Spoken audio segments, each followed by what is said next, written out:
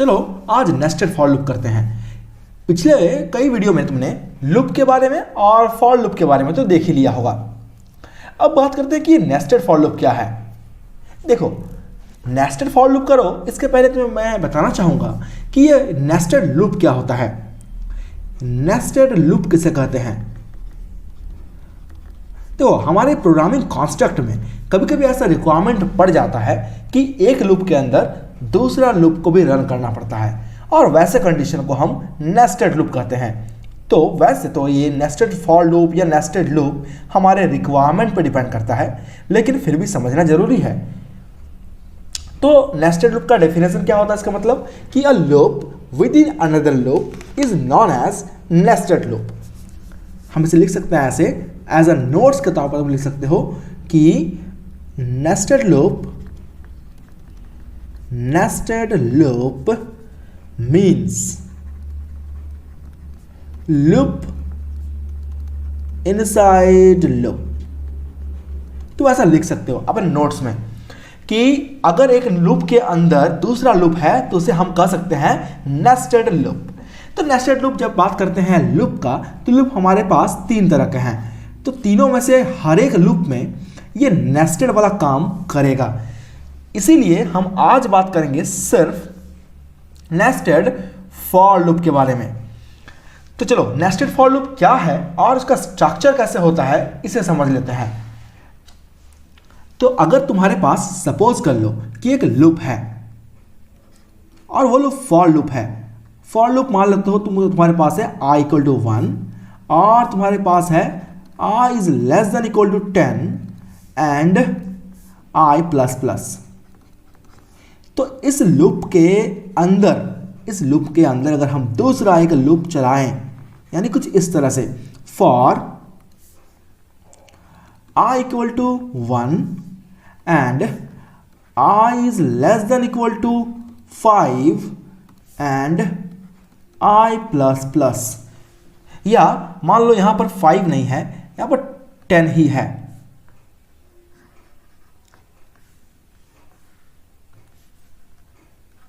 i less than equal to 10। तो और इसका जो स्टार्ट होता है लिमिटेशन यहां से यहां तक, और इसके अंदर में फाइनली हम एक डिस्प्ले करते हैं मैसेज। एक मैसेज डिस्प्ले करते हैं, system dot out dot println hello. ये अगर हम इसके अंदर डिस्प्ले करते हैं तो होगा क्या? देखो, तो ये बाहर वाला लूप है, इसे हम कहेंगे आउटर लूप। ये जो बाहर का लूप है इसे हम कहते हैं आउटर लूप।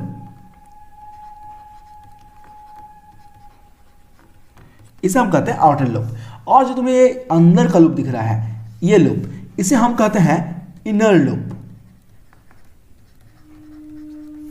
तो ये जो आउटर लूप है ये स्टार्ट होता है i इक्वल टू 1 के साथ, और ये चलता कहां तक है? i less than equal to 10 and i plus plus. यानी कि ये जो आउटर लूप है ये कितना टाइम्स रिपीट होगा? ये होगा 10 टाइम्स लूप रन करेगा, 10 टाइम्स लूप रन करेगा। और अगर हम बात करते हैं इनर लूप का, तो इनर लूप कितना रन करेगा? सवाल यहां आता है कि क्या ये भी 10 टाइम्स ही रन करेगा, या ये कम करेगा या ज़्यादा करेगा? सवाल यहां आता है। तो देखो, अगर हम सबसे पहले ये बाहर का लूप चलाते हैं तो बाहर का लूप कितना होगा? i इक्वल टू 1 होगा। ठीक है, i इक्वल टू 1 हुआ तो ये कंडीशन चेक किया जाएगा, तो कंडीशन होगा ट्रू, ऑब्वियस सी बात है। अब क्या होगा? देखो कि ये जो अंदर वाला लूप है ये कर जाएगा एग्जीक्यूट। अंदर में क्या है? अंदर में है i इक्वल टू 1, अंदर में i इक्वल टू 1 है। लेकिन एक प्रॉब्लम है, देखो यहाँ पर, कि हम दोनों ही वेरिएबल को सेम नहीं रख सकते। इसलिए क्या करेंगे कि हम बाहर वाले को j कर सकते हैं या अंदर वाले को j कर सकते हैं। तो तुम्हारी मर्जी के ऊपर डिपेंड करता है कि तुम अंदर वाले को करना चाहते हो कि बाहर वाले को, या तुम किसी को भी कर सकते हो। तो मैं अंदर वाले को कर देता हूँ j। तो इस हिसाब से जो ये j होगा, j का वैल्यू होगा 1। ओके, फिर यहां पर ये कंडीशन को चेक किया जाएगा। चेक करने पता चला कि हाँ, ऑब्वियस सी बात है, कंडीशन हमारा ट्रू है। उसके अकॉर्डिंग यहां पर जो मेरा मैसेज है वो डिस्प्ले होना चाहिए स्क्रीन पर। तो उसके अकॉर्डिंग स्क्रीन पे मेरा डिस्प्ले होगा हेलो डिस्प्ले होगा। ठीक है, अब अब क्या होगा, कंट्रोल जाएगा इस वाले ब्रैकेट के पास। ये ब्रैकेट क्या करेगा, लूप को कंट्रोल को भेज देगा इसके पास, ये यानी कि j प्लस प्लस। तो j प्लस प्लस यानी क्या हो जाएगा, j का वैल्यू हो जाएगा 2। j का वैल्यू जैसे ही 2 होगा तो अगेन ये कंडीशन हो जाएगा चेक। जैसे ये कंडीशन चेक होगा वैसे ही ये ट्रू होगा। ट्रू होने पर कंट्रोल दोबारा इस लूप के अंदर चला आएगा। जैसे ही लूप के अंदर कंट्रोल आएगा वैसे ही देखो कि ये जो स्टेटमेंट है ये दोबारा से प्रिंट हो जाएगा, यानी कि हेलो लिखा हुआ स्टेटमेंट फिर से प्रिंट होगा। अगेन कंट्रोल आएगा इस वाले ब्रैकेट के पास और यह ब्रैकेट उस लूप के कंट्रोल को भेज देगा j प्लस प्लस के पास। तो j प्लस प्लस क्या करेगा, j के वैल्यू को 3 कर देगा। अगेन ये कंडीशन चेक करेगा और कंडीशन ऑब्वियस सी बात देखो ट्रू ही होगा। तो ट्रू होने पर एक बार फिर से ये हेलो प्रिंट करेगा।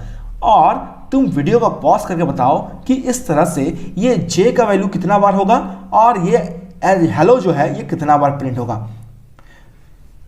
तो उम्मीद करूंगा कि तुमने इसका जो ड्राई रन है, यानी कि जो तुमने इस तरह से रन करने का जो काम है ये तुमने कर लिया है।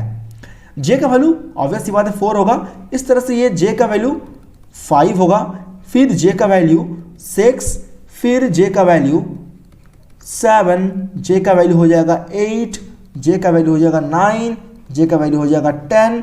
और इतना बार तुम्हारा जो है ये अंदर वाला लूप एग्जीक्यूट करेगा और उसके अकॉर्डिंग यहाँ पर जो है डेटा तुम्हारा प्रिंट होते जाएगा। टोटल 10 टाइम्स ये प्रिंट हो जाएगा। हेलो ये तुम्हारा 10 टाइम्स प्रिंट हो जाएगा। लेकिन क्या तुम बोल सकते हो कि जो 10 टाइम्स तुमने प्रिंट किया, इस 10 टाइम प्रिंट करने के ड्यूरेशन में ये जो i है ये कितना रहा? तो तुम बोलोगे सर ये i जो है ना ये i एक ही है, 1। i का वैल्यू अभी भी 1 है। और इस i के वैल्यू 1 के लिए जो मेरा j है वो कितना टाइम्स रिपीट हुआ? ये j मेरा 10 टाइम्स रिपीट हो गया। यानी जब ये i का वैल्यू मेरा 2 हो जाएगा, i का वैल्यू 2 कब होगा? तो जैसे ही मेरे ये 10 बार प्रिंट हो जाएगा और ये लूप फॉल्स हो जाएगा वैसे ही ये वाला कंट्रोल आएगा ब्रैकेट के पास और ब्रैकेट भेज देगा उसे i प्लस प्लस के पास। i प्लस प्लस क्या करेगा, i के वैल्यू कर देगा 2। जैसे ही i का वैल्यू 2 होगा वैसे ही हमारा कंडीशन फिर चेक होगा। कंडीशन में क्या है कि i less than equal to 10। तो ऑब्वियस सी बात है कि 2 जो है वो 10 से जो है लेस देन है। तो डेफिनेटली मेरा जो कंट्रोल है ये इसके अंदर आ जाएगा। ये जो अंदर वाला लूप है इसके पास आ जाएगा। अंदर वाला लूप क्या होगा, अगेन स्टार्ट हो जाएगा j इक्वल टू 1 के साथ और फिर से ये कितना टाइम चलेगा, j इक्वल टू 1 से लेकर के j इक्वल टू 10 तक। यानी कि फिर से ये ही मैसेज 10 टाइम फिर डिस्प्ले होगा। इस तरह से जब i का वैल्यू हो जाएगा 3 तो उस कंडीशन में ये जो j है ना, ये j फिर से तुम्हारा 1 से 10 तक रन करेगा। यानी कि फिर से तुम्हारा ये 10 बार रन करेगा। इस तरह से जब i का वैल्यू 4 होगा ना तो उस टाइम भी j का वैल्यू 1 से 10 तक रन करेगा। यानी कि फिर से तुम्हारा 10 टाइम्स रन करेगा। यानी कि एक बार जब तुम्हारा i का वैल्यू 1 था तब तुम्हारा j 10 टाइम्स रन किया। जब तुम्हारा i का वैल्यू 10 होगा तो ये जो j का वैल्यू वो कितना बार रन करेगा, 10 बार रन करेगा। यानी कि तुम्हारा ये हो जाएगा 10 इंटू 10 दैट इज 100 टाइम्स जो है ये तुम्हारा अंदर वाला इनर लूप रन करेगा। आया बात समझ में? आई होप तुम्हें यहां तक कोई डाउट नहीं होना चाहिए और तुम इन सारे चीज़ों को कॉपी में नोट डाउन कर लो ताकि तुम्हें इनका जो क्वेश्चंस है बनाते टाइम कोई प्रॉब्लम ना हो। और इससे रिलेटेड हम एक क्वेश्चन भी करने वाले हैं ताकि तुमको ये सारा कॉन्सेप्ट जो है वो समझ में आ जाए। तो चलो एक क्वेश्चन देखते हैं। तो देखो क्वेश्चन मेरा यह है कि तुम्हें एक प्रिंट करना है। क्या प्रिंट करना है तुम्हें प्रिंट करना है ये स्टार, फिर एक स्टार। यहां पर तुम्हारे पास टोटल सपोज कर लो ये 5 स्टार है, 1 2 3 4 5 स्टार है। और दूसरा वाला लाइन में तुम्हारे पास 1 2 3 4 5 स्टार है। और थर्ड नंबर लाइन में भी तुम्हारे पास 1 2 3 4 5 स्टार है। और इसके बाद वाला लाइन में भी तुम्हारे पास 5 ही स्टार हैं, 1 2 3 4 5। इस तरह से तुम्हारे पास एक और लाइन है जहां पर 5 स्टार्स प्रिंट हुए हैं। अगर तुम्हें ये पैटर्न को कहा जाए कि ये नेस्टेड फॉर लूप से प्रिंट करो तो तुम कैसे प्रिंट करोगे? तो उसके लिए तो तुम करना क्या है, सपोज कर लो तुमने स्टार्ट किया लूप को for i is equal to, obvious सी बात है 1 से स्टार्ट होगा ये, i is less than equal to कितना होगा तुम मुझे बताओ। तो तुम्हें मैं एक बहुत इंपॉर्टेंट बात अभी बोलने जा रहा हूं, सुनना अच्छे से। तो ये जो बाहर का लूप है ना, ये जो बाहर का आउटर लूप है, ये हमेशा इस तरह के क्वेश्चन में हमेशा ये नंबर ऑफ रॉज को काउंट करता है, नंबर ऑफ रॉज को, कि ये पहला रॉ, फिर ये दूसरा, फिर ये तीसरा, फिर ये चौथा और ये पांचवा। तो टोटल हमारे पास कितने रॉ हैं? टोटल हमारे पास 5 रॉ हैं। तो इसके हिसाब से जो ये मेरा i less than equal to हो जाएगा 5 हो जाएगा, और यहाँ पर i प्लस प्लस लिखाएगा। और इसके अंदर में तुम्हें अगेन एक लूप का यूज करना है, that is for j equal to 1, j less than equal to कितना होगा, ये मेरा क्वेश्चन है।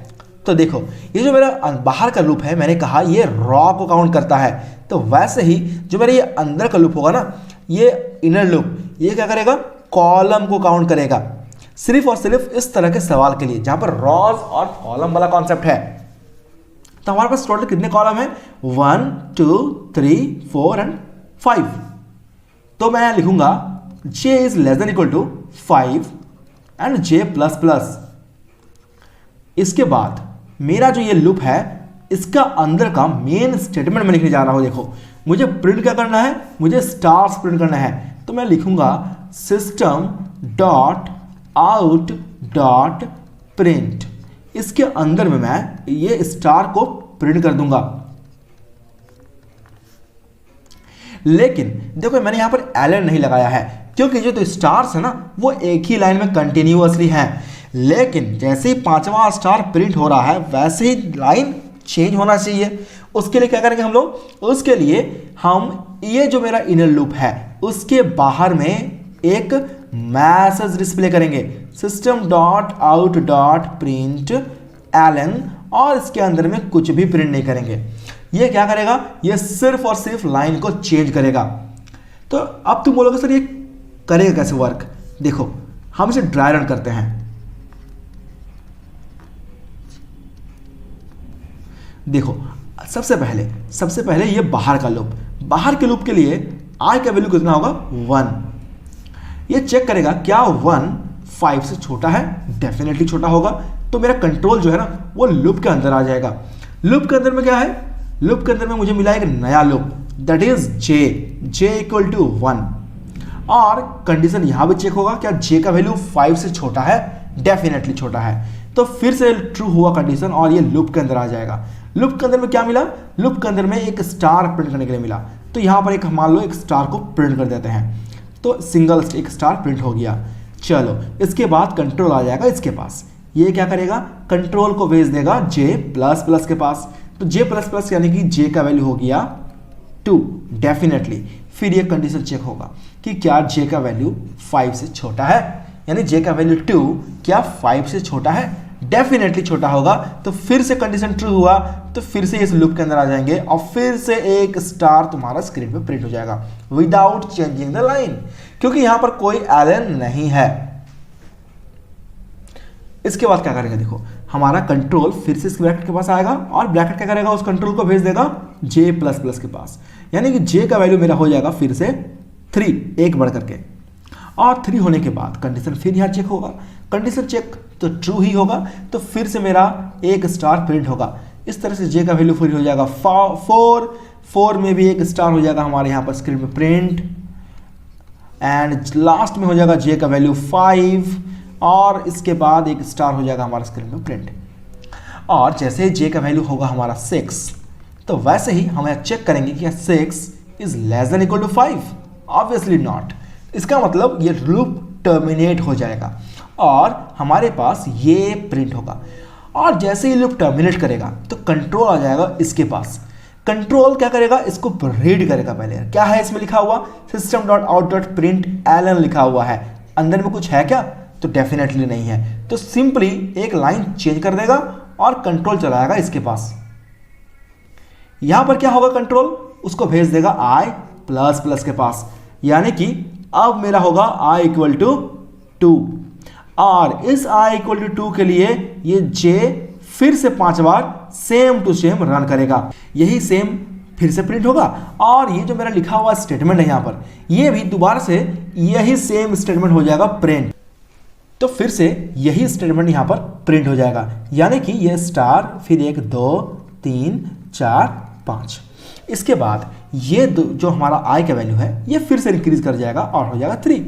और उसके बाद जो मेरा लिखा हुआ स्टेटमेंट ये है, ये फिर से एज इट इज यहाँ पर होगा काम, और मेरे पास ये जो है 1 2 3 4 5। इसके बाद i का वैल्यू होगा 4, तो फिर से मेरा प्रिंट करेगा 1 2 3 4 5। And the last time i equal to हो जाएगा 5, तो इस टाइम भी क्या होगा 1 2 3 4 5, ये इस तरह से प्रिंट हो जाएगा।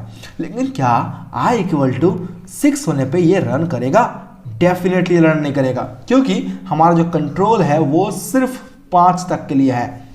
तो इस तरह से तुम्हारा जो ये पैटर्न है ये प्रिंट हो जाएगा, और ये जो क्वेश्चन है ये तुम्हें नेस्टेड फॉर लूप को बेहतर समझने में मदद करेगा। तो आज की वीडियो के लिए बस इतना ही। आई होप तुम्हें नेस्टेड फॉर लूप का जो बेसिक कॉन्सेप्ट है इस क्वेश्चन के साथ क्लियर हो गया होगा। तो तुमसे मिलेंगे अगले वीडियो में कुछ और क्वेश्चन के साथ नेस्टेड फॉर लूप के। तब तक तुम खुश रहो, टेक केयर, इन सब चीज़ों को रिवाइज करो। Good bye.